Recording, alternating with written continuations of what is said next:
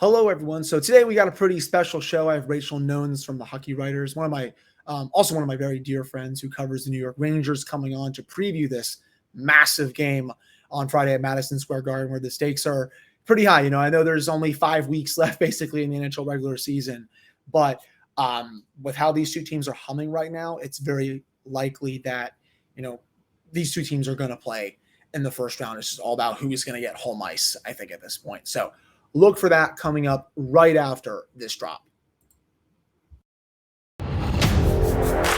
You're Locked On Penguins, your daily podcast on the Pittsburgh Penguins, part of the Locked On Podcast Network, your team every day.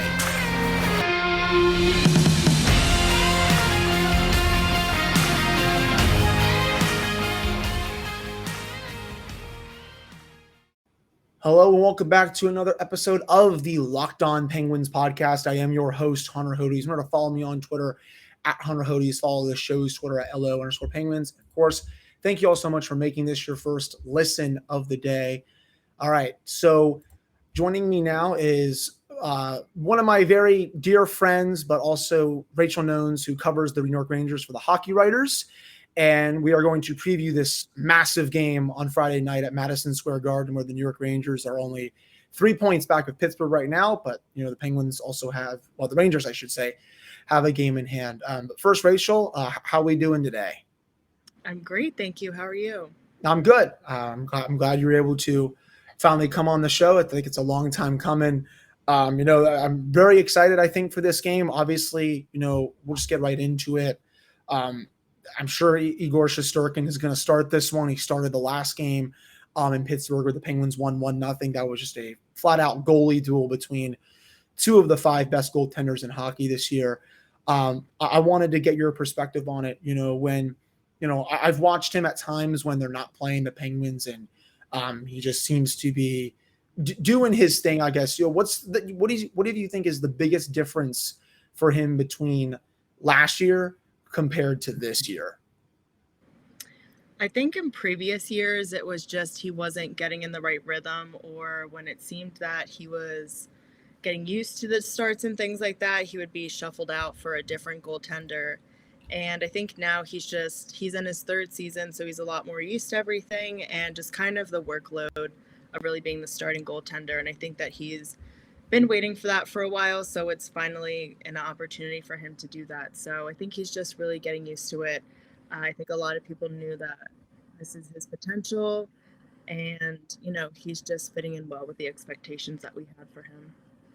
Yeah, and I've been joking about this on my social media, but it's also serious at the same time, because you go from Henrik Lundqvist, who's probably the best goaltender of this generation, probably a top 5 goalie of all time, to now Igor Shesterkin, who it's almost kind of like a Brett Favre to Aaron Rodgers kind of thing in football, where you have another guy just waiting to come in and be that franchise goalie.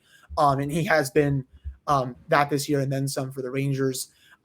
He saved 30 goals above expected this year, has a .936 save percentage, 2.14 goals against average. In my opinion, he's the clear-cut Vezina Trophy winner, and honestly, he makes a case to win the Hart this year. Has it really just been him on a nightly basis carrying the Rangers, or do you think it's been, the power play, Adam Fox, Panarin, obviously, is he the biggest reason why they're in this position right now this year compared to last year, or do you think it's like a multitude of factors? There's definitely a couple of things that go into it. It's definitely Igor, but I would argue that Chris Kreider is another reason. Definitely power play. Even Mika Zibanejad, he's not quite at the pace that he was a couple seasons ago, but you can tell that he's doing a lot better compared to last year. So I think it's just a lot of things that are working well. Obviously, having Adam Fox helps a lot. But I think that you have to give a lot of credit to the defense as well. I think K'Andre Miller is playing a lot better than he has.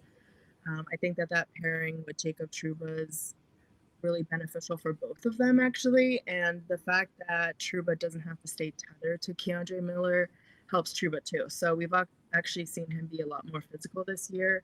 So I think it's just a lot of things. I think the defense really gelled quickly. Obviously, you have the Ryan Lindgren and Adam Fox pairing, which that didn't really need to be figured out. But you do have flexibility with the other two pairs. And Obviously, they've switched that up since the trade deadline acquisitions, but I think it's a lot of things. I don't think anybody expected this kind of season from Chris Kreider, and I think even Igor. I still think that he can play even better, which is crazy because he's doing so well. Yeah, and in your answer there, you mentioned definitely Chris Kreider.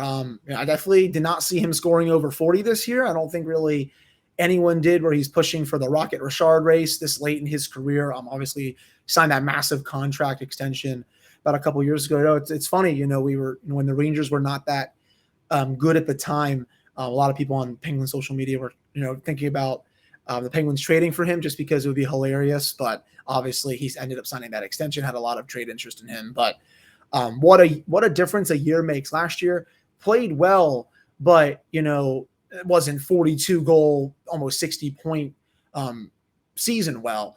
What has really gotten into him this year that, he's obviously been a good goal scorer throughout his career, but I don't think anyone has ever looked at him like, wow, this guy has top 5 goal scorer potential. Just what has gone into that this year? So I think in the offseason, he worked a lot and just kind of figured out the role that he wanted to play, especially after he did sign that extension. I think he kind of wanted to see himself 7 years down the road. So I think he kind of just decided, I want to be that net front guy. They really haven't had someone like that. He totally fits the bill for the type of person that should be standing in front of the net. He has really great vision. He has a lot of good chemistry with his line mates, so he's able to find them.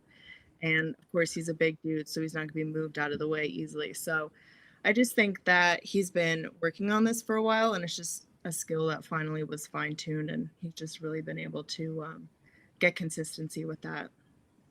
Yeah, and obviously he's been a fixture on the top 6. I mean, he's not going to go anywhere off there, but it's just it's crazy to see that. I don't think anyone saw this coming, especially with that massive contract and the aging curves and all that. This is usually when players start to, at his age, you just it's a slippery slope, as I like to call it. You also mentioned the trade deadline acquisitions, and I definitely think the Rangers, they needed to address their forward depth. I remember when they played the Penguins about a month and a half ago, it kind of felt like they had one good line, obviously, with Panarin. I think the Zibanejad was on that line. But then they had a second line that was okay, not bad. But then their bottom 6, it couldn't compete with the Penguins. I don't think Carolina either. But, they go out, they get Andrew Kopp from Winnipeg, who's had a good year, Tyler Mott from Vancouver, Justin Braun from Philadelphia. You never really see those two teams hook up for a trade. It's almost as rare as the Penguins and Flyers making a trade, I think, at this point. But what were your thoughts on getting the 2 forwards first? Because I have to think that, the forward depth is much better now, right? Right. So again, like you mentioned, it wasn't really the top 2 lines. It was more so the bottom 6 that was having issues. I mean, Philip Hedl last year, he was really starting to hit his stride, but then he had that injury, which kind of messed up, the trajectory that he was going. So they needed really some kind of spark. Barclay Goodrow has been really good on the bottom 6, but he plays a different kind of role. Same thing with Ryan Reeves. So they kind of just were looking for more scoring since they kind of had the other skill sets addressed already. So they definitely needed something. I mean, Julien Gautier's not really done what we thought he could do, even still with the time that he's been given. So they definitely just needed a change. We know Gallant likes to have options too, and he likes to shuffle. So I think also when you have a lot of depth like that, like Gallant mentioned too, you have a lot of healthy competition, and sometimes that does motivate the guys. And if it wasn't like the time that they were given where they could improve, maybe it's the competition that's going to get something going. But even still, they're going to have a lot of options to rotate through. So that's always a good thing. Yeah, I even saw on the line today, I think Ryan Reeves and a couple other regulars that were in that lineup about 5 weeks ago. It looks like they're probably not going to be in the lineup tomorrow. Finally, Rachel, before we get to our commercial break, do you agree with Gallant putting Braun in over one of the young defensemen? I think it's Schneider, or do you think that's just, playing a veteran for the sake of playing a veteran at this point? Yeah, I definitely think it's playing a veteran, and it kind of stinks that Schneider was the odd man out because I've been so impressed with him this season. And you think about it, it's been a while since the Rangers had a veteran and veteran D pairing. So I don't think Braden Schneider did anything wrong. He obviously had a pretty tough game against the Tampa Bay Lightning, but in my opinion, whatever tough lessons he learned that game, I think he applied some of them to the next game against Carolina. And obviously they recorded a shutout. So, the defense was working somehow. But again, it kind of reminds me of the Jack Johnson acquisition. I understand it's a fairly low risk move, but you kind of just wonder why they're doing that. The only thing I can think of is obviously at 35 years of age, and I think he was a veteran of maybe 100 playoff games or something like that. Obviously they want him for his experience, but I don't know why you're using him now. If he was on the top pairing for the Flyers, obviously they're having a bit of a rough season, so I don't know why now is the best time to use Braun, especially when the points are becoming more important. Obviously, I don't want to panic because it's only been one game, but it does look like he's going to be in again. So it's an interesting move for sure. Again, Schneider's not going to learn anything by sitting on the bench, and it's not like he can go down to AHL play. So just an interesting move. That's the nice way I think that Rachel just said it, guys. Just so everyone knows. She's not a fan of Justin Braun. And honestly, back in Philadelphia, they're a mess this year. I think that's one way to say it. I'll always laugh about that until the end of time, to say the least. But still a lot more to get to. For this episode, we're going to get into some keys for this matchup. Touch on this is probably a playoff preview and a whole lot more. But before we get to that, it's that time of year again as college basketball's tournament is finally upon us. From all the latest odds, contests, and player props, BetOnline.net is the number one source for all of your sports betting needs and info. BetOnline remains the best spot for all of your sports scores, podcasts, and news this season. And it's not just basketball. BetOnline is your continued source for all of your sports wagering information needs, including live betting and your favorite Vegas casino games. You can head to the website today or use your mobile device to learn more about the trends and action. That is BetOnline, where the game starts. All right, we're back here on this episode of the Locked On Penguins podcast. I am your host, Hunter Hodes. Remember to follow me on Twitter at Hunter Hodes. Follow the show's Twitter at LO_Penguins. So, Rachel, I did see, I was scrolling Twitter a little bit this morning. It looked like, Gerard Gallant changed up the lines a little bit based off, I guess, the blowout loss to the New Jersey Devils a couple nights ago, where the Rangers definitely looked like they didn't have it that night, just how the Penguins didn't have it on Wednesday against Buffalo. But, putting Artemi Panarin down on the second line with Ryan Strome, Frank Vetrano on the top line with Chris Kreider and Mika Zibanejad, top overall pick, Alexei Lafreniere with Barclay Goodrow on the third line, then Tyler Mott on the fourth line. What do you make of those lines? Do you think just Gallant is, putting stuff at the wall and hoping it sticks, or do you see something here with some of these lines that I think are probably going to, we'll see those tomorrow? So not only the Lafreniere jump from the first to the third line, but you can also see that there was a change with Gauthier back in the lineup. So that's just a difference between one game. So you can obviously tell that he's just kind of switching things around, which we know that he likes to do even during a game. So I think they had mentioned as well that Lafreniere is a lot more comfortable in the left wing. So he was just kind of giving him the option,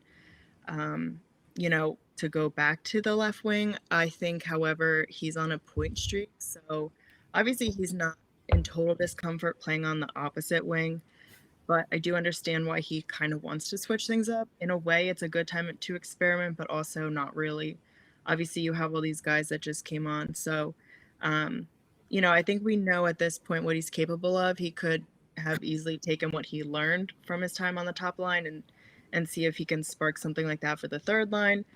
I'm assuming that's what Gallant's thinking. But, I thought it was definitely a statement move because obviously he took Lafreniere off the top line later in the game on the loss to the Devils too. So I think we kind of saw it coming, but there's still a lot of questions about it. Yeah, it's interesting because I read that, I think he had a 4-game point streak going into that game. I think it continued.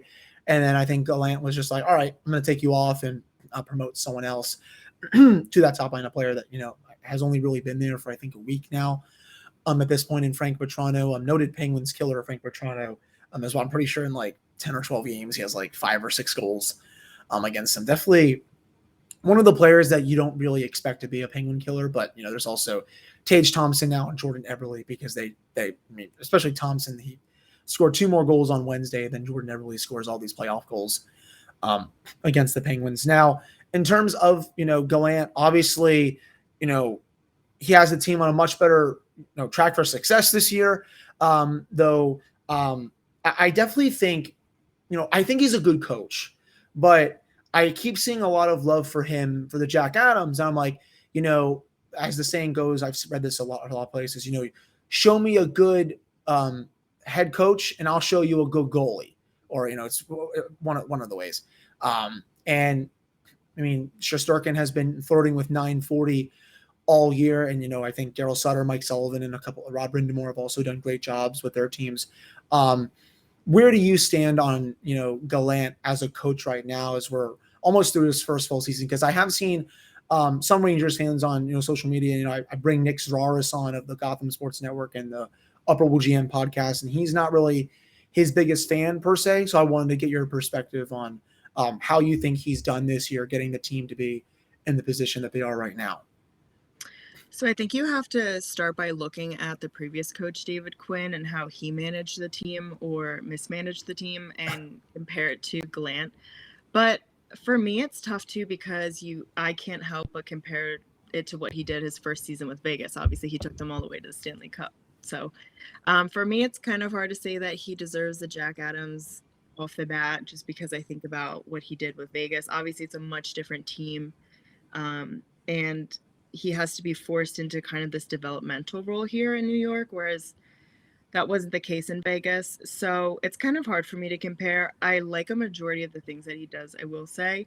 I'm not so much a fan of the line shuffling mid-game. And with this Lafreniere thing, I've been pretty on board with most of his moves until this, because you just can't help but feel bad for him, because he's getting so much negative feedback on his game, and it's like he's finally starting to figure things out, and then this opportunity is kind of taken away from him. Obviously, we don't know how that's going to go yet, because he hasn't really played that full game on the third line again for a bit. So there's a lot that goes into it, but it's not my favorite move. But I still think that he has a decent chance. I don't think it would be out of the question to insert him into the race for the Jack Adams, but I'm not sure that he'd be a front runner. Yeah. And, I always know that the Jack Adams voting is definitely, what's the word I think I'm looking for? Confusing. I guess Mike Sullivan was really not even a nominee last year when they won the East Division, and they had the top 5 most man games lost. But, of course, with Sidney Crosby and Evgeny Malkin come back, his job is so easy. But, that's a discussion, I think, for another day, to say the least. Still have a lot more to get to for this episode coming up after this commercial break. We're going to get into some keys for the game for both teams. Obviously, I'll ask Rachel about her 3 keys, and then, just if this is truly a playoff preview, because with the standings where they are right now, I don't personally see Washington leapfrogging either one of these 2 teams with how they have to run the gauntlet starting next week. So look around for that coming up here in this next segment. All right, so we're back here on this episode of the Locked On Penguins podcast. I am your host, Hunter Hodes. Remember to follow me on Twitter at Hunter Hodes. Follow this show's Twitter at LO_Penguins.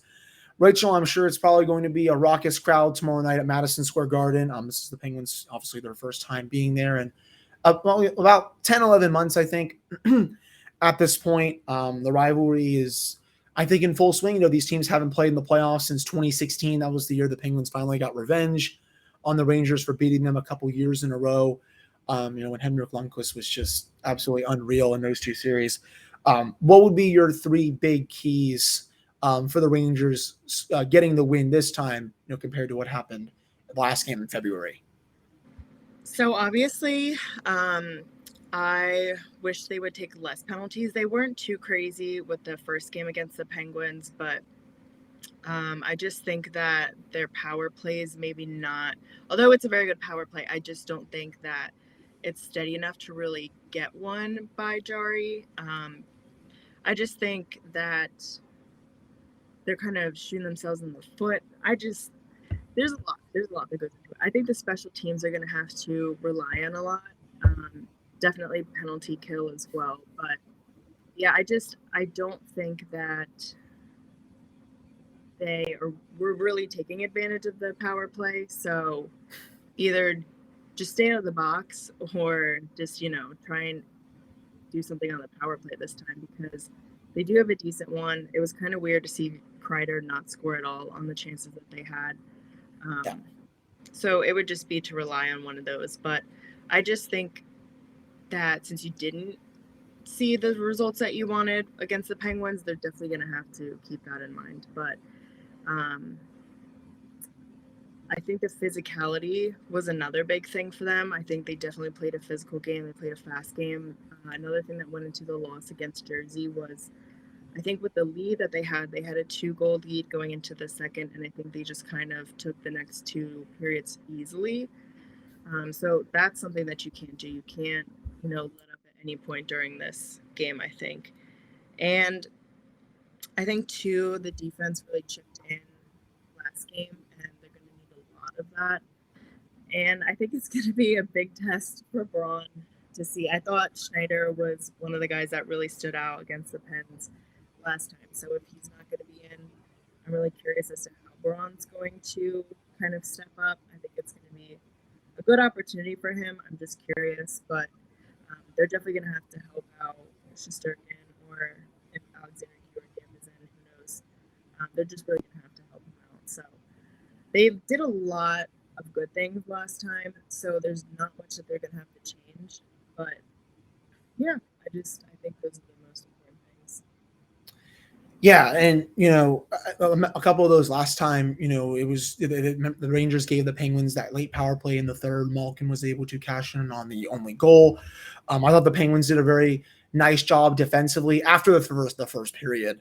At least they gave the Rangers way too many chances that off the rush that they usually hit on. I know the Rangers are a pretty decent team off the rush, so I also know that they dumped the puck in, I think, more than any other team in the league. I was reading one of Nick's articles on of the Gotham Sports Network, and I think he sourced, I want to say it was Evolving Hockey. I believe that the Rangers, like, their dump in per 60 rate is among the highest of any other team. So if the Penguins can recover those, skate out with their zone exits really well, that's, I think, going to be a big key. Obviously, the Penguins PK has been great lately. Teddy Bluger has been a big part of that since his comeback.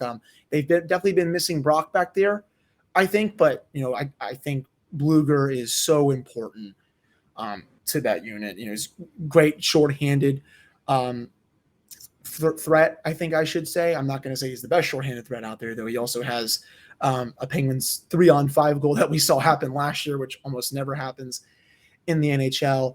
The Penguins, they've also been rotating penalty killers, so I'm curious to see what Mike Sullivan deploys for this game against one of the best power plays in the league. And goaltending, Tristan Jarry has to outperform Shesterkin again, and that's, I think, going to have to be a big theme if these two teams meet in the playoffs. And speaking of that, Rachel, I think at this point, I'm not going to pencil it in just yet. We're still 5 weeks out, but it's looking like for the first time in 6 years, we may get a playoff series between these two teams.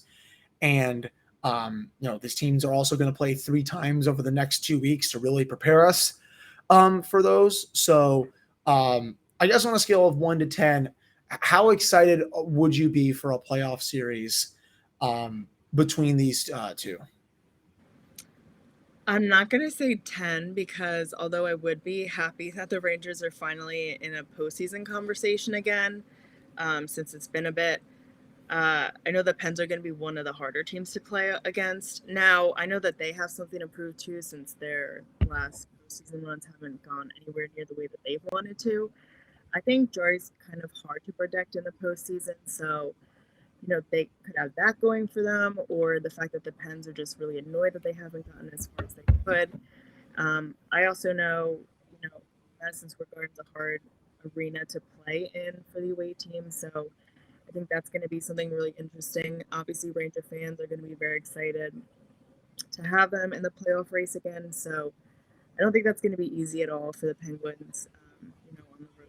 But Yeah, I mean it's definitely going to be an interesting series. I think Carolina Rangers would be another one just because of what happened with the qualifying round 2 seasons back. But I think this is going to be a really good one too. It's you have all these star names that are in the Metro, so Yeah. I think it's going to be really fun. Yeah, I think my biggest fear if the Penguins do play the Rangers is that they're going to outplay them, kind of like how they did the Islanders up on Long Island last year. But it was just the Ilya Sorokin show as he just stole the series, and Tristan Jarry obviously barfed all over himself. But this time, I just don't want history to repeat itself there. I think Tristan Jarry is obviously a different goaltender at this point. I just don't need Igor Shesterkin to come out here and go full 970, 980 like Tuukka Rask did to the Penguins like in 2013, where Penguins actually they played with Boston, but it was just a godly series from Rask, and they went on to the final and stuff like that. So I've seen that movie too many times before. I don't like it. So that's I think my one big fear of playing them in the playoffs. So yeah, obviously again for the Penguins on this game, they just gotta come out a lot better than they did against Buffalo. The vibe check was not there, to say the least. Obviously, I know they were coming off a win the night before, and it's hard to get up for a late March game against a team that's not in the playoffs. They probably would have played a bit better if that was, maybe, I don't even know, maybe the Islanders, because they're in 10th place right now and not the Sabres, who are a bit below them. But, penalty killing wise, 5-on-5, power play has to produce, and obviously they got to get as many pucks as they can on Shesterkin. They got to play well in front of the net too. That goes for every defenseman. I thought John Marino had a little bit of a rough game on Wednesday after having a few really good games in a row. So I'm not going to ask for your prediction, Rachel. I'm sure you think it's probably going to be a close game. I do too. But what I am going to ask for you, because this is your first time guest on this show, plug where people can follow you on social media and where they can find your work. Sure. So it's the Twitter handle is at Rachel NHL. Super easy. And then I write for the Hockey Writers, which their website is just thehockeywriters.com. So I have everything linked to my Twitter. It's all pretty easy to find. So that's it. Yeah, she does great work there, and she produces always good content on her social media. So definitely give her a follow for all things Rangers. It's going to be a great game. I can't wait to see how both teams come out. And if the Penguins can win, they'll be 5 points up, even though the Rangers have a game in hand, which would be massive. Then obviously for the Rangers, if they win in regulation, they'll be 1 point back with a game in hand. And if they win that game in hand, they'll be 1 point up on the Penguins. So that'll do it for this one. I hope you all have a great rest of your Thursday, and I'll be back on Friday with a full game recap episode for Penguins Rangers. I will talk to you all then.